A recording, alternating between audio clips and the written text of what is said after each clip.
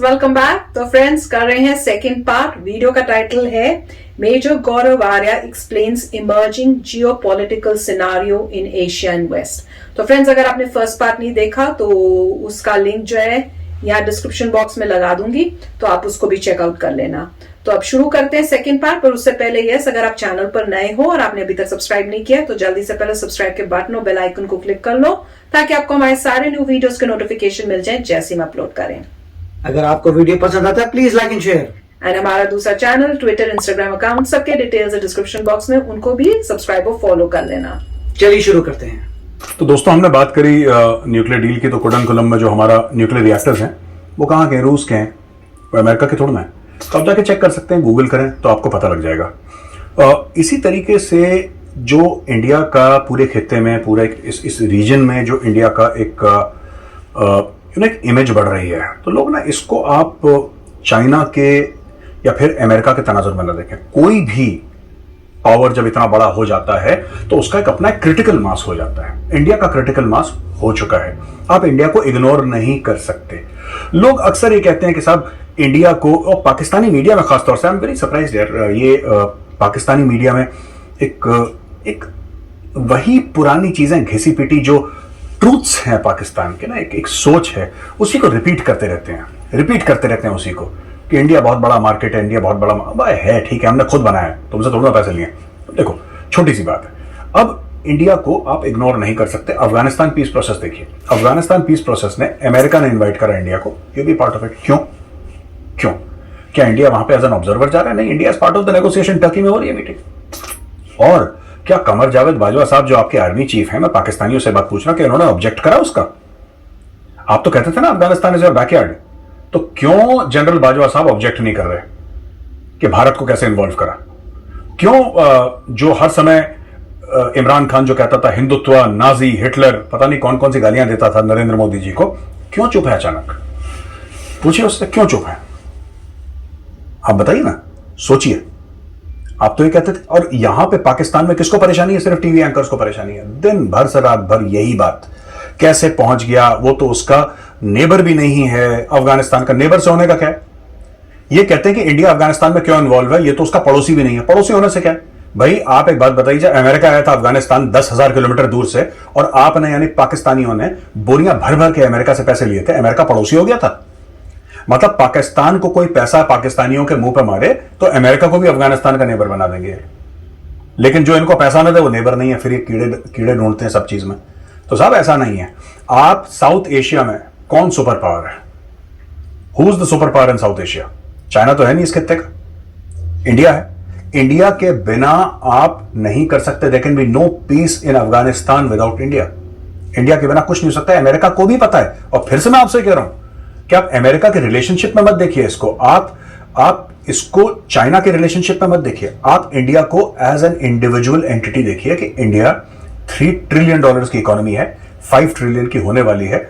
World's largest volunteer military force है India की, world's largest volunteer military force. आप कैसे इंडिया को इग्नोर कर सकते हैं? आपको क्या लगता है कि जो फाइनल होगा वहां पे अफगानिस्तान में, जो भी होगा, do you think there can be peace in Afghanistan without India? Impossible.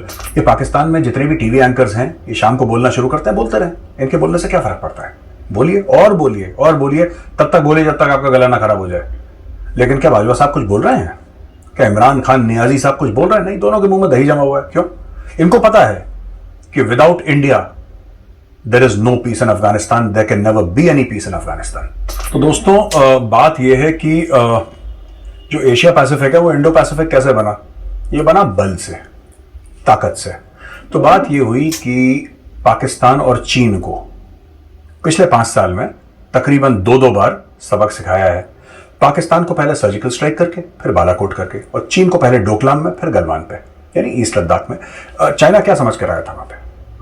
China ये समझ कर आया था कि साहब हम थोड़ी बड़ी आंखें दिखाएंगे इंडियन आर्मी को और इंडियन डिफेंस फोर्सेस को, इंडियन गवर्नमेंट को। ये लोग तो वैसे ही दुम दबा के भाग जाएंगे, और एक तरफ पाकिस्तान प्रेशर डालेगा, एक तरफ हम प्रेशर डालेंगे, फिर देख लेंगे। अच्छा, इनको हो गया सरप्राइज। इंडिया ने मिरर डिप्लॉयमेंट करा, man for man, gun for gun, aircraft for aircraft, artillery gun for artillery gun. आप लगा लीजिए जो उन्होंने इंफ्रास्ट्रक्चर बिल्डअप करा, जो भी करा। और काफी लोगों ने बोला साहब चीन आ गया, अब देखना इंडिया का। कहां गया चीन? कहां गया चीन जिसके ऊपर आप इतना कॉन्फिडेंस दिखा रहे थे? कहां गया वो चीन? आज है कहां वो चीन जिसके बारे में कुछ यहां पे राजनीतिक पार्टियां ये कह रही थी कि 1500 स्क्वायर किलोमीटर साहब चीन हड़प गया? कहां है वो 1500 किलोमीटर? हमें भी तो बताइए। कुछ लोग थे बड़े बड़े साहब यहां पे डिफेंस एनालिस्ट जो ये कह रहे थे कि साहब ये देखो सैटेलाइट इमेज, ये देखो साहब चीन में जमीन, कहां है वो जमीन, कहां है वो सैटेलाइट इमेज? जाओ, अब तो ओपन एरिया, जाओ देखो, बताओ, ग्राउंड से रिपोर्टिंग करो। हिम्मत है तो मैं चैलेंज करता हूं, ग्राउंड से रिपोर्टिंग करो और बोलो कि ये भारत का एरिया था, चीन ने ले लिया। 1 इंच दिखा दो, 1 इंच नहीं दिखा सकते। तो लोग जो कहते हैं ना कि, और खासतौर से पाकिस्तानी कहते हैं कि अफगानिस्तान इज पाकिस्तान बैकयार्ड। अफगानिस्तान पाकिस्तान का बैकयार्ड हो ना हो, लेकिन Indian ocean has become an Indian lake.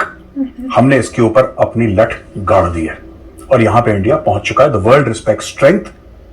ताकत की इज्जत होती है, बल की इज्जत होती है, और वो बल आज की तारीख में क्यों सब लोग आ रहे हैं इंडिया के साथ जुड़ने के लिए?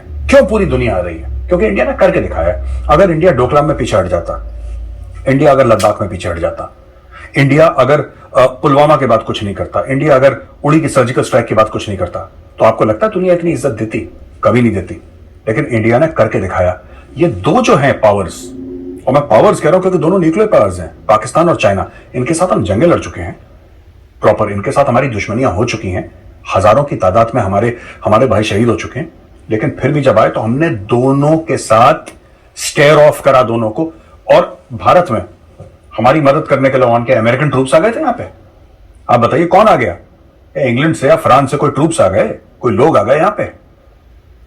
इंडियन डिफेंस फोर्सेस ने और इंडियन गवर्नमेंट ने मिलकर इन दोनों देशों का सामना करा। आज की तारीख में लाइन ऑफ एक्चुअल कंट्रोल पे डिसएंगेजमेंट ऑलमोस्ट कंप्लीट हो गई है, ऑलमोस्ट, और लाइन ऑफ कंट्रोल पे शांति है। दोनों जगह शांति है क्योंकि यहां पे क्रांति है। इंडिया ने ठोका चाइना को भी, पाकिस्तान को भी, और इस चीज को सलूट पूरी दुनिया करती है, इस चीज की इज्जत पूरी दुनिया करती है। तो दोस्तों, हाल ही में इस्लामाबाद डायलॉग्स में जनरल कमर जावेद बाजवा साहब जो चीफ ऑफ आर्मी स्टाफ हैं पाकिस्तान आर्मी के, उन्होंने बोला कि माजी को हम भूल जाएं, यानी कि पास्ट को, जो बीता हुआ कल, उसको भूल जाएं और आगे देखें। और उन्होंने अमन की बात करी। बहुत बहुत अच्छा, बड़ा मैच्योर पैगाम था। लेकिन ये जो मैच्योर पैगाम है पहली बार पाकिस्तान से नहीं आ रहा। ये शिमला अग्रीमेंट जब हुई थी ना जुल्फिकार अली भुट्टो और इंदिरा गांधी के बीच में, 1972 की बात है, शिमला मुआहदा हुआ था, अग्रीमेंट हुई थी। उसके बाद भी पाकिस्तान से यही बात हुई थी कि माजी भूल जाओ। उसके बाद इन्होंने खालिस्तान शुरू करा, तालिबान शुरू करा। आप जियाउल हक ने भी ये पेशकश करी थी राजीव गांधी को कि माजी भूल जाओ। मुशर्रफ ने बोला माजी भूल जाओ। अशफाक परवेज कयानी जो chief of army staff Pakistan army retired थे, उन्होंने भी बोला माजी भूल जाओ। बेनजीर भुट्टो ने बोला माजी भूल जाओ। हम तो माजी भूलने में ही लग गए कि माजी हमारा रहा ही नहीं, पाकिस्तान के चलते हर चीज भूल जाओ, हर चीज भूल जाओ।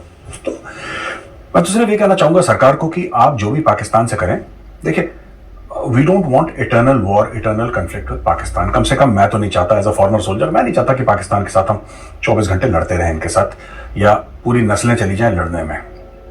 और जो आम पाकिस्तानी है उससे मेरी क्या लड़ाई, उससे मेरी क्या दुश्मनी? मैं जिसको जानता नहीं उससे मैं क्या दुश्मनी करूंगा और क्या दुश्मनी निभाऊंगा उससे? तो ये सब बेकार की बातें हैं। There should be peace, but trade with caution, because Pakistan can not be trusted. और ये मैं रेटोरिकल स्टेटमेंट नहीं दे रहा आपको कि Pakistan can not be trusted. Pakistan can not be trusted because मैंने आपको एग्जांपल दिए, इनके 8-10 लीडर ये चक बोल चुके हैं, आर्मी चीफ बोल चुके हैं, ये रेगुलर कुछ करते हैं, इनको मार पड़ती है, फिर ये कहते हैं कि माजी भूल जाओ। जब इनको मार पड़ती है ये कहते हैं माजी भूल जाओ। अब हमारे कुछ भटके हुए लोग हैं कश्मीर में खास तौर से, जो कह रहे थे कि साहब जो बड़े कुछ हैं, मिनिस्क्यूल माइनॉरिटी है, लेकिन वो कहती है कि साहब F-16 आएंगे और पाकिस्तान हमें आज़ादी दिलाएगी और पाकिस्तानी फौज आने वाली है और सहराओं में घोड़े दौड़ाने वाले गाजी मुजाहिदीन और बाकी सब शेर व शायरी करने वाले सबके सब आए। मैं उनको ये कहना चाहता हूँ कि दोस्तों देखो, तुम्हारे गुब्बारे से हवा निकल गई। आर्मी चीफ जिसको उस घोड़े में बैठ के आना था हाथ में शमशीर हिलाते हुए, गाजी और मुजाहिद बनते हुए, उसने तो अपनी तकरीर में 370-35 की बात नहीं करी, राइट? उसने तो कश्मीर की बात नहीं करी, उसने तो किसी की बात नहीं करी, इमरान खान ने भी कोई बात नहीं करी। इन लोगों ने कश्मीर को अबैंडन कर दिया है। देखिए, बाजवा साहब ने एक्सटेंशन कैसे लिया? बाजवा साहब ने बोला कि साहब इंडिया अटैक कर देगा, हिंदू खा जाएगा हमें, इंडिया अटैक करने वाला है, लाओ मुझे एक्सटेंशन दो, मैं पाकिस्तान को बचाऊंगा। उन्होंने आपको डराया, डरपोक आप हैं, आप डर गए, आपने बोला लो बाजवा साहब 3 साल का एक्सटेंशन, उसने जेब में एक्सटेंशन डाला, कश्मीर को बेचा। अब सामने आपके सब क्लियर है। आपको क्या लग रहा है इंडिया वहां पे 370-35 से बहाल कर देगा? क्यों करेगा? इंडिया की तो डे 1 से मंशा नहीं थी, मैं आज खुद आपको बोल रहा हूं। हम उसको वापस क्यों लगाएंगे जब हमने उसको ऑलरेडी हटा रखा है? हम लोग ऐसा नहीं पाकिस्तान की तरह, इमरान खान की तरह कि हर रोज यू टर्न करें, आज ये बोल दिया कल ये बोल दिया। नहीं, हम जो भी काम करते हैं जल्दबाजी में नहीं करते, सोच समझ के करते हैं। लेकिन एक बार जो हमने कमिटमेंट कर दी तो कर दी, बाकी डायलॉग आपको पता ही है। ठीक है, तो एक बार फुल एंड फाइनल सेटलमेंट हो गई तो हो गई।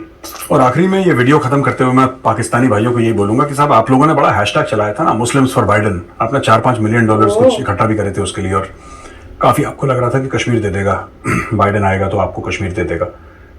यार, बाइडेन को सदर बने हुए अमेरिका का काफी टाइम हो चुका है। वे बाइडेन ने आपके वजीर आजम को फोन तक नहीं करा। इंडिया में उनके defence secretary, secretary of state, NSA, दुनिया पता नहीं कौन कौन, मैं तो नाम भी भूल गया कौन कौन इंडिया आ रहा है। 2 बार तो बात हो चुकी है जो बाइडेन से नरेंद्र मोदी जी की, आपस में बातचीत हो रही है, डील साइन कर रहे हैं, सब कुछ हो रहा है। बाइडेन तो आपका चचा था, बाइडेन तो आपको कश्मीर एक थाल में देने वाला था। क्या हुआ उस थाल का? कहां है बाइडेन, कहां है कश्मीर? नहीं दिख रहा ना। लेकिन एक बार जरूर आप पूछिएगा अपने हैंडसम वजीर आजम से और अपने जांबाज आर्मी चीफ कमर जावेद बाजवा साहब से कि कश्मीर को इतने सस्ते में क्यों बेचा, इतने बड़े बड़े प्लॉट लेके, छाती पे मेडल लगा के, पाकिस्तानी आवाम के प्लेट से रोटी छीन के अपने बड़े बड़े महल बनाए, अपने बंगले बनाए, पिज्जा वाले जनरल आपने पैदा करे, सब कुछ आपने करा।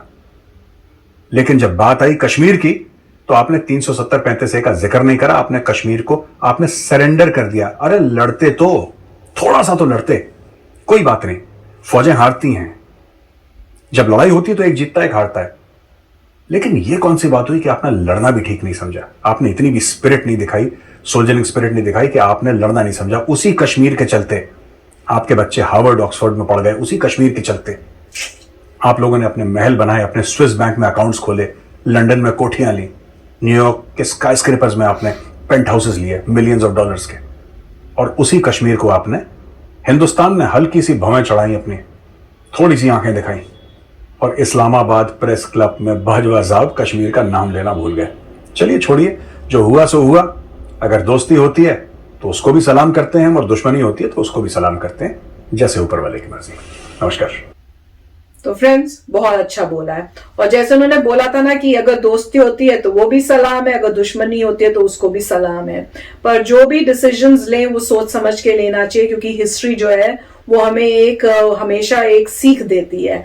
वो तुम अगर आपको अपने पहले वाले वीडियोस देखो, उसमें मैं हमेशा बोलती थी, तो वो सुन के कि वही चीज इन्होंने भी बोली तो बहुत अच्छा लगा। क्योंकि ऑब्वियसली हर एक स्टेप जो है बहुत ध्यान से, जैसे कहते हैं ना, फूक फूक के उठाना चाहिए, ताकि बाद में हमें ये ना हो कि भाई हमने धोखा खा लिया या हमने गलत डिसीजन ले लिया। पर काफी अच्छा वीडियो था और उन्होंने सारा कुछ क्लियर किया और ये सब बताया। और ये सब जो हो रहा है ये इसलिए हो रहा है कि इंडिया जो एक सुपर पावर बन रही है, और जैसे जैसे इंडिया और स्ट्रांग होगी और प्रोग्रेस करेगी और इंडिया का दबदबा होगा, बाकी सब कंट्रीज उसके साथ फ्रेंडशिप करने के लिए सब आगे बढ़ेंगे। तो सुन के बहुत ही अच्छा लगता है। राइट, तो अच्छा वीडियो था। उन्होंने 2-4 बातें की थी बेसिकली इंडिया और पाकिस्तान के रिलेशन में, और यही था कि पाकिस्तान ये कह रहा है कि पास को भूल जाइए, मगर ज़रा ट्रस्ट नहीं करना चाहिए। ये हमें एविडेंस है पिछले एक्सपीरियंसेस का।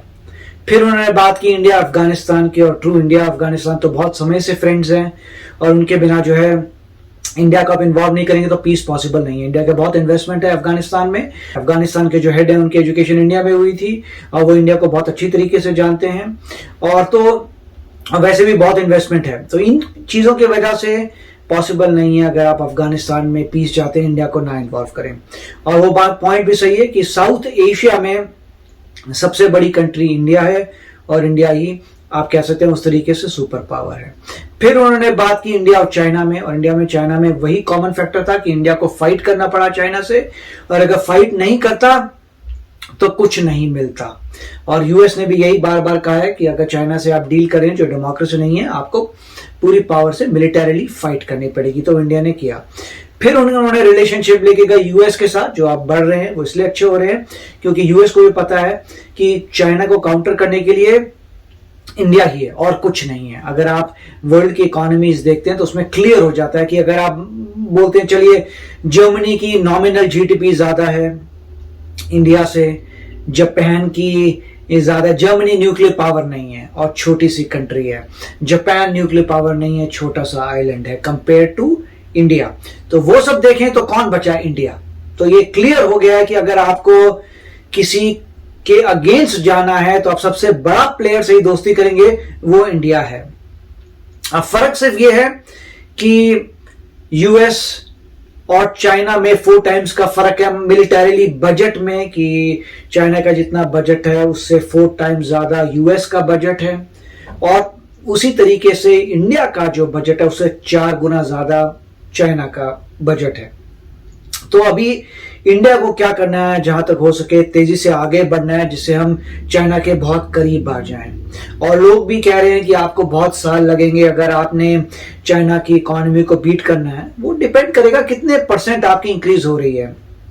ये ट्रू है मैथमेटिकली, आप देखें चाइना 400% आपको कैचअप करना है। 400% कैचअप करने के लिए 8 साल में तो होगा नहीं, मेरे ख्याल से 20 साल लगेंगे। मगर हम बात करें कि कितनी तेजी से अब इंडिया ऑलमोस्ट चाइना के पास आ जाएगा, और उसके लिए ग्रोथ रेट को डेफिनेटली डबल डिजिट फिगर्स में होना पड़ेगा। हम एस्टिमेट कर रहे हैं कि 15% ग्रोथ रेट हो, 15% ग्रोथ रेट हो तो इंडिया तेजी से आगे बढ़ेगा, मगर समय लगेगा 10 साल। मगर इतनी चीजों में जो है आपको बहुत चीजें जो है फर्क आ जाएंगी कि इंडिया आगे निकल गया चाइना से। देखिए अभी इंडिया का बजट इतना छोटा है, फिर भी इंडिया जो है बिल्कुल टक्कर दे रहा है नासा को, और चाइना का प्रोग्राम पीछे हो गया है कुछ चीजों में, जैसे मार्स में पीछे हो गया है। तो जरा से पैसे से अगर इंडिया इतना अचीव कर सकता है तो सोचिए अगर 15% इकोनॉमी ग्रो करती है तो उससे इंडिया कितना कुछ अचीव कर लेगा। तो काफी अच्छा वीडियो था। तो चलो फ्रेंड्स चलते हैं, मिलेंगे नेक्स्ट वीडियो में बहुत ही जल्द। Till then take care and bye bye. तो अगर आप मेरे इस चैनल पे नए हो तो जल्दी से सब्सक्राइब के बटन को हिट करो और बेल आइकन को क्लिक करो, ताकि आपको मेरा जब नया वीडियो मैं लगाऊं आपको उसके बारे में जल्दी से पता चल जाए।